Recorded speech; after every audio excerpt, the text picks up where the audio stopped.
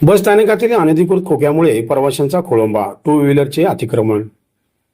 सोलापूर शहरातील मध्यवर्ती ST bus स्थानक परिसरातील बार्शी तुळजापूर धाराशिव मार्गाच्या प्लॅटफॉर्मवर अधिकृत निविदा प्रक्रियेतून सुरू करण्यात आलेल्या दुकानामुळे प्रवाशांना मोठ्या गैरसोयीचा सामना करावा लागत आहे असल्याचे चित्र समोर आले आहे।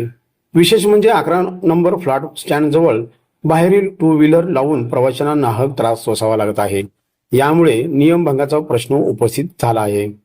प्लॅटफॉर्मवरील या दुकानासमोर उभारण्यात आलेल्या अनधिकृत खोक्यामुळे प्रवाशांच्या ये जा मार्गात अडथळे निर्माण होत आहेत। गर्दीच्या वेळेत प्रवाशांना बसपर्यंत पोहोचताना नाहक त्रास सहन करावा लागत असून प्लॅटफॉर्मवरील शिस्त आणि सुरक्षिततेचाही प्रश्न निर्माण झाला आहे। प्रवाशांकडून याबाबत नाराजी व्यक्त केली जात आहे।